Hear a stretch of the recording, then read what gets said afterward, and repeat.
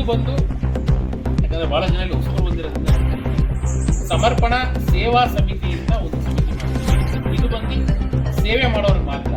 ಅಂದ್ರೆ ಅವ್ರು ಯಾವುದೇ ತರದ ಹಣ ಖರ್ಚು ಮಾಡೋದಿಲ್ಲ.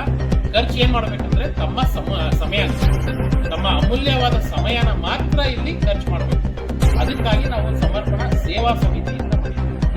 ಅವ್ರು ಬಂದು ನಾವು ನಮ್ಮ ಸಮರ್ಪಣಾ ಮೂಲಕ ಪ್ರತಿ ವಾರ ನಮ್ಮ ಧಾರ್ಮಿಕ ಕೇಂದ್ರಗಳು ಅಂದ್ರೆ ನಮ್ಮ ದೇವಸ್ಥಾನಗಳಲ್ಲಿ ಅನ್ನದಾಸೋಹ, ಪ್ರಸಾದ ವಿತರಣೆ ಈ ತರದನ್ನು ನಾವು ಹಮ್ಮಿಕೊಳ್ಳುತ್ತೇವೆ. ಇದರಲ್ಲಿ ಬಂದು ಈ ನಮ್ಮ ಸಮರ್ಪಣಾ ಸೇವಾ ಸಮಿತಿ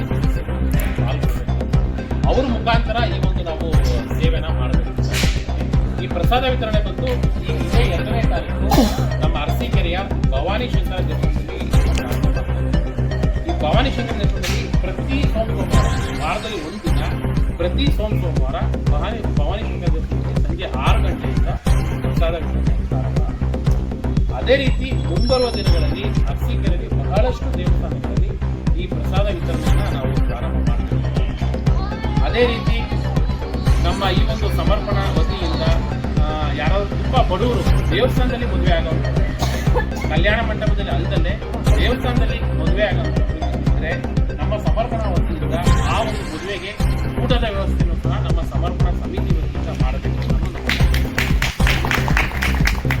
ಯಾಕಂದ್ರೆ ಇವತ್ತು ಸರಳ ಮದುವೆ ಅನ್ನೋದು ಇವತ್ತು ಬಹಳ ಮುಖ್ಯವಾಗಿ ಬೇಕಾಗಿದೆ. ಇವತ್ತಿನ ಕಾಲದಲ್ಲಿ ಈ ತರ ಸರಳ ಮದುವೆ ಮಾಡೋದಕ್ಕೆ ಖಂಡಿತ ನಮ್ಮ ಸಮರ್ಪಣಾ ಸಮಿತಿ ಬಗ್ಗೆ ಅವಶ್ಯಕತೆ ನಿಲ್ಲುತ್ತೆ. ಅಂಥವ್ರಿಗೆ ಈಗ ನಾವು ಅಂಥವರು ದೇವಸ್ಥಾನ ಮದುವೆ ಆಗೋಂಥವ್ರು ಅವ್ರು ನಮಗೆ ಉಚಿತವಾಗಿ ಒಂದು ಅರ್ಜಿನ ಕೊಟ್ಟರೆ ಆ ಅರ್ಜಿ ಆ ದಿನಾಂಕವನ್ನು ನಮ್ಮ ಸಮರ್ಪಣಾ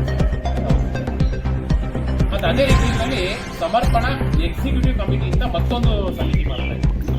ಒಂದು ಸಮರ್ಪಣಾ ಸೇವಾ ಸಮಿತಿ, ಮತ್ತೊಂದು ಸಮರ್ಪಣಾ ಎಕ್ಸಿಕ್ಯೂಟಿವ್ ಕಮಿಟಿ ಅಂತ ಮಾಡ್ತಾ ಇದ್ದೀವಿ. ಈ ಸಮರ್ಪಣಾ ಎಕ್ಸಿಕ್ಯೂಟಿವ್ ಕಮಿಟಿ ಬಂದು ನಾವೇ ಅಧ್ಯಕ್ಷರಾಗಿರ್ತೀವಿ.